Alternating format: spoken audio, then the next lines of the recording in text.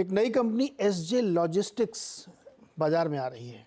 Company का जो issue है वो 12 से 14 दिसंबर तक खुला रहेगा और आईपीओ के ज़रिए कंपनी करीब करीब अपर बैंड अगर हम देखेंगे तो 48 करोड़ रुपए जुटाने की योजना बना रही है कंपनी लॉजिस्टिक्स सेगमेंट में खास तौर पे शिपिंग कार्गो के लॉजिस्टिक्स में बड़े प्लेयर के तौर पे है।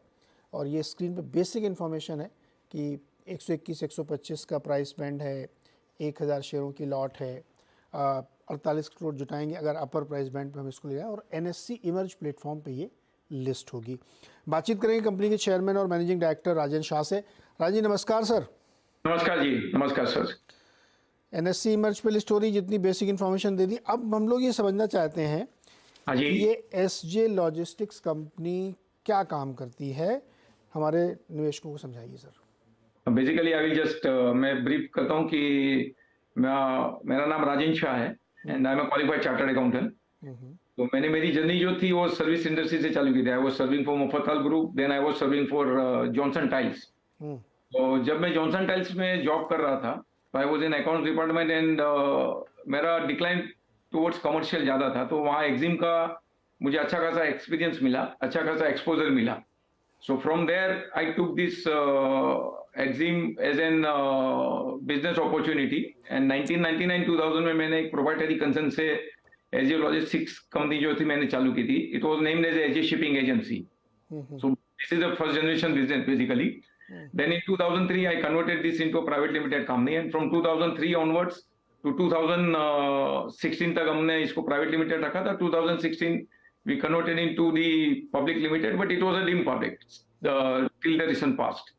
Basically ये जो exim activities था, तो अगर आप देखोगे 2 decade back, तो इंडिया का जो अगर आप बैलेंस ऑफ ट्रेड देखोगे तो डेफिनेटली इंपोर्ट सेगमेंट हम लोग के बहुत ज्यादा थे compare to the export segment. But जब आप ये बिजनेस में आते हो तो आप जब भी देखते हो इंपोर्ट एंड एक्सपोर्ट में, तो ऑलवेज देयर इज एन जो भी एक्सपोर्टर रहेगा एनी कंट्री, तो the freight negotiation is always at the end of the शिपर majorly, यानी मेजर परसेंटेज जो रहता है वो शिपर्स के हाथ में रहता है। तो it is always a CIF contract जो आप नॉर्मली देखते हो। There are many FOB contract पर ज्यादातर सीआईएफ होते हैं।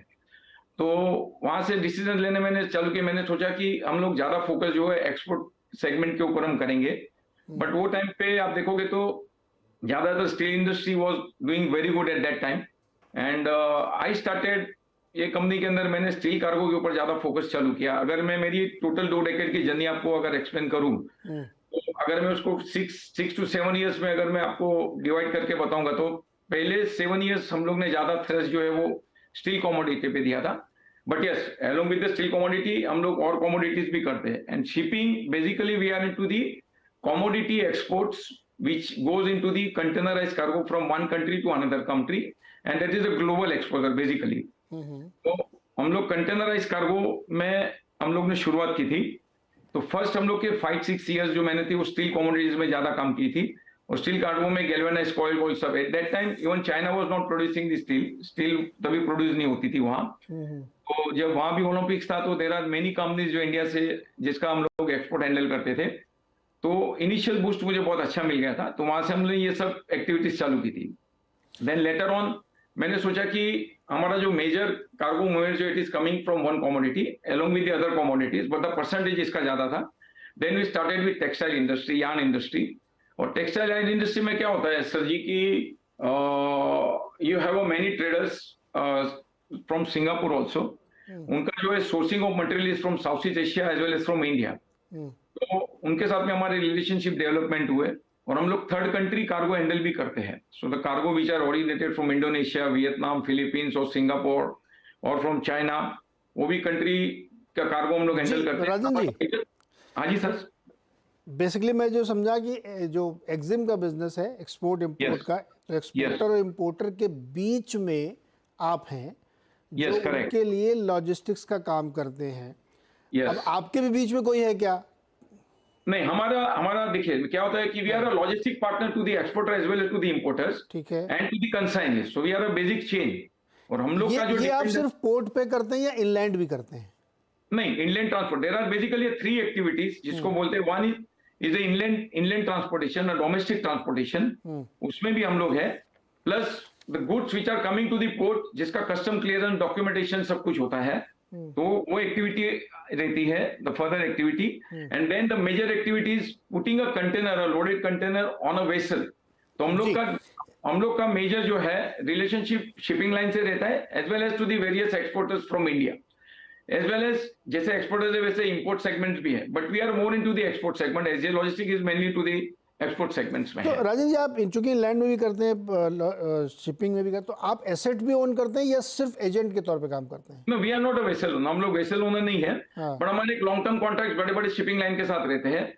And at the same time हम लोग की दूसरी एक्टिविटी जो है वो एनयूसीसी एक्टिविटीज भी है, प्लस हम लोग की एक्टिविटीज जो है वो ट्रांसपोर्ट, लोकल ट्रांसपोर्टेशन भी है. और हम लोग का जो ESP sir ji, mainly we are focusing mainly उनकी दी प्रोजेक्ट कार्गो. तो लोकल ट्रांसपोर्टेशन के लिए आपने किसी के साथ टाई अप कर रखा होगा ना? नहीं, हम लोग का यस टाइप रहता ही है, हाँ. Depends on the which state it is going, तो हम लोग के टाइप भी रहते हैं, but it is not a major activity. हम लोग की मेजर एक्टिविटी आज के दिन में that is a project cargo, जो ट्रांसमिशन टावर मेनली जो अफ्रीकन सेक्टर्स या अफ्रीकन कॉन्टिनेंट में जो जाते हैं, as well as to the Latin American sectors, because these are the developing countries. तो वहाँ ट्रांसमिशन टावर के जो इलेक्ट्रिफिकेशन है या इंडस्ट्रियल इलेक्ट्रिसिटी के लिए जो रिक्वायरमेंट है, it is very huge, very very huge. And India is one of the major exporter to this particular continents. तो हम लोग का मेजर फोकस जो है ये दो कॉन्टिनेंट पे ज्यादा रहता है. And we have done a lot of USP work in last 5 to 7 years. जहाँ डॉक्यूमेंटेशन रिक्वायरमेंट वहाँ बहुत बहुत क्रिटिकल रहती है, द पोर्ट ऑफ डिस्चार्ज. तो ये बताइए, आजकल कैसा कामकाज चल रहा है एक्सपोर्ट इंपोर्ट वाला? कुछ ठंडा पड़ा है कि एकदम जोर से चल रहा है, काम ही काम है आपके पास? नहीं सर, आपको मैं वही बोला हूँ कि ग्लोबल रिसेशन का इम्पैक्ट जो है वो डेफिनेटली टू सम परसेंटेज आता है, but if you come to the Indian economy अगर आप देखोगे स्टैटिस्टिक्स, तो definitely it is growing up, the exports are going up. अगर आप मैं 2 डेकेड पहले बताऊंगा और आज का बताऊंगा तो फिगर्स डेफिनेटली अगर आप कंपेयर करोगे तो आज जो है it is going up the exports. Again आप देखोगे तो बैलेंस ट्रेड जो है एवरी मंथ आप देखोगे तो $1.5 बिलियन से इट इज कमिंग डाउन. तो डेफिसिट जो हमारी कम होते जा रही है. So definitely the exports are going up and exports are going to go up. इसके लिए हम लोग ने क्या किया सर, स्पेशलाइज जॉब हम लोग भी, हमारी जो है स्टडीज रखते हैं, हमारी टीम है. So we also study market में कौन सी सेगमेंट्स में हमें ज्यादा थ्रेश देना चाहिए, ज्यादा कौन सा सेक्टर जिसके ऊपर हमें फोकस करना चाहिए. तो हम लोग पावर प्रोजेक्ट्स में the earth moving equipment, the industrial equipment जो यहाँ से ज्यादा अभी सेकंड हैंड इक्विपमेंट जाती है, as well as the transmission tower goes with the installation. जी राजन जी, वेयर हाउसिंग इसमें एक बहुत इंपॉर्टेंट पार्ट रोल प्ले करता है, तो वो कैसे आप लोग मैनेज करते हैं? सर हमारा खुद का वेयर हाउसिंग है near पड़गा, if you know the Bhiwandi area में. हम लोग के खुद के वेयर हाउसिंग फैसिलिटीज भी है, जो हम लोग के हमारे जो एग्जिस्टिंग कस्टमर्स हैं उनको हम लोग ये सर्विसेज अभी प्रोवाइड कर रहे हैं. तो हम खुद का वेयर हाउसिंग फैसिलिटीज भी हम लोग का already establishment, we have that warehousing facility. Sir सारे पोर्ट पे आप सर्विस देते हैं? हम लोग ज्यादातर हम लोग का वेस्टर्न पार्ट जो है इंडिया का, that is starting from Mundra, Pipavav, Kandla to Nhava Sheva. हम लोग का ज्यादा मेजर जो हम लोग की कमोडिटी है, हम लोग का मेजर जो मूवमेंट है it is from this part of the world, but at the same time Visakhapatnam, Calcutta, Haldia से भी हम लोग का मेजर मूवमेंट्स है सर, इंक्लूडिंग चेन्नई. अच्छा, सरकार ने बहुत कोशिश की है और बड़ा प्रयास कर रहे हैं कि लॉजिस्टिक्स कॉस्ट को नीचे लाया जाए. और एक गति शक्ति नाम की बहुत भारी योजना बनाई है जो बेसिकली इंटीग्रेशन वाली योजना है. इसमें आप जैसे प्लेयर्स के लिए क्या रोल है? सर इसमें क्या होता है कि आज के दिन में अगर आप देखोगे तो 13 to 14% कॉस्ट जो है लॉजिस्टिक कॉस्ट हो रहा है. सो गवर्नमेंट वांट कि उसको 10% के आजू बाजू में उसको नीचे लाया जाए. तो अगर आप देखोगे तो अगर ये अगर ड्रास्टिक ड्रॉप अगर 3 से 4% का लॉजिस्टिक कॉस्ट का अगर होता है तो then you will find that many the place will increase. आप अगर देखोगे तो volume will definitely go up, it will definitely contribute to our economy और जीडीपी के लिए बहुत अच्छा रहेगा. The economy will definitely boost by bringing down the logistic cost. It is not that हम लोग अगर लॉजिस्टिक्स में काम करते तो हमें लगता है कि अगर लॉजिस्टिक कॉस्ट कम हो जाएगी तो क्या हमारा बिजनेस कम हो जाएगा. बिजनेस ऐसे कम नहीं होता है, बट ओवरऑल अगर आप देखोगे तो वर्ल्ड में आज के दिन में देखोगे तो we are not even contributing 2% of the total exports. So definitely there is ample scope. Government का target है to go up to 12% in next few years. So you can imagine from 2% to 12% what kind of growth our government is planning. और उसके लिए जो infrastructure अगर आप देखोगे, the roads, जो basic roads facilities जो है near the ports, the port infrastructure facilities, it has drastically improved in last few years. So it will definitely help. अच्छा, थोड़ा फाइनेंशियल्स पे समझते हैं आपसे। हाँ जी सर, हाँ जी सर। अब जो 2023 के नंबर आपने दिख रहे हैं हमें, उसमें काफ़ी शार्प जंप है यस 22 से। और ये क्यों हुआ है? आपका एबिटा दिख रहा है करीब 12 करोड़ का, और आपने करीब 9 करोड़ के आसपास प्रॉफिट बनाया है, और मार्जिन है 9% का, माफ़ कीजिएगा। प्रॉफिट आपने बनाया करीब 7-8 करोड़ का। ये 22 में से 23 में एकदम से शार्प जंप कैसे? नहीं, बिकॉज हम लोग ने 22 अप्रैल के अंदर 2 सब्सिडरी कंपनी है, तो ये कंसोल फिगर है for 23। It's a consolidated figure, and वो जो फर्स्ट 2 साल के जो फिगर्स है, that is a stand alone figure for SJ logistic. We have 2 subsidiary company. One is a SJ Logisol and another is a SJ Singapore company. So that is a subsidiary company to the SJ Logistics now. तो जो 2023 के जो results आप देख रहे हो sir, वो console figures है पूरे। अच्छा, ये जो आप कामकाज करते हैं, इस व्यापार में मार्जिन बहुत कम है क्या? नहीं सर, वो डिपेंड है कि आप कौन सा कमोडिटी के अंदर हो। आप सही बता रहे हो, जैसे एग्रो कमोडिटी के अंदर ही focus only on one commodity, तो आपका मार्जिन आपके, और दूसरा उसमें क्या होता है कि ओशन फ्रेट जो है, ओशन फ्रेट अगर आप अपनी एक्टिविटीज खाली पोर्ट टू पोर्ट रखते हो, तो आपके मार्जिन के अंदर आपको इतना जंप नहीं दिखेगा, आपको मार्जिन इतना दिखेंगे नहीं।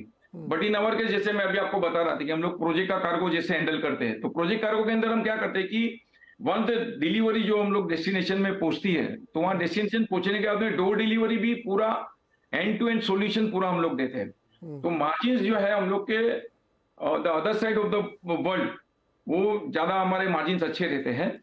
डेफिनेटली यहाँ की जो हम लोग के बेसिक मार्जिन है वो तो है ही, and on top of that जो एडिशनल सर्विसेज हम दे रहे हैं in terms of documentation as well as in terms of the door delivery, तो वहाँ हम लोग के मार्जिन काफी अच्छे खासे मार्जिन हम लोग ये कवर कर लेते सर। तो वही काम पकड़ो जिसमें ज्यादा मार्जिन है सर। उसके अंदर क्या है? हाँ जी सर, सॉरी, मैं कह रहा हूँ वही काम पकड़िए जिसमें ज्यादा मार्जिन मिले, वही हम कर रहे हैं। एंड दैट्स द रीजन, अगर आप देखोगे तो 4-5 साल में हमारी पूरी टीम है प्रोजेक्ट की, जो ये पूरा हम लोग का कार्गो हैंडल करते हैं, and they frequently visit to this both the continent, that is Latin American as well as the African continent. Many times even I visit. अच्छा, अभी कंपनी में कर्जा है कुछ की नहीं? डेट कितना है? नहीं, जो नॉर्मल जो सीसी फैसिलिटीज है वही है, दैट्स इट। और ये इससे जो 48 करोड़ है, इसका क्या होगा? ये कौन 48 करोड़ का सर हमारा मेजर जो हम लोग का अराउंड 12 करोड़ हम लोग डेट में इश्यू ये करेंगे। मेजर हम लोग का जो funding it is for working capital, and we are putting for this particular segment जो है हम लोग का प्रोजेक्ट का, जो हम लोग, मैं आपको बात डिस्कस कर रहा था, उसके लिए हम लोग को वर्किंग कैपिटल लगती है, wherever margins are quite high. अच्छा, अभी top line as well as bottom line as well as हम लोग का टेक्सटाइल जो नॉर्मल बिजनेस है, इशू के बाद आपकी शेयर होल्डिंग कितनी रह जाएगी? It will be more than 50%। 50% आपके रहेगी, बाकी सब अलग अलग लोगों की होगी। अलग अलग लोग हैं सर। यस, ठीक है राजेंद्र शाह जी, बहुत बहुत शुक्रिया हमारे साथ जुड़ने के लिए, और आपको बहुत सारी शुभकामनाएं कि आपकी अच्छी listing. Thank you very much Neeraj ji, pleasure talking to you. Thank you so much. बता दें कि मनी कंट्रोल पर दिए गए विचार एक्सपर्ट्स के अपने निजी विचार होते हैं। वेबसाइट या मैनेजमेंट इसके लिए उत्तरदायी नहीं है। यूजर्स को मनी कंट्रोल की सलाह है कि कोई भी निवेश निर्णय लेने से पहले सर्टिफाइड एक्सपर्ट की सलाह लें।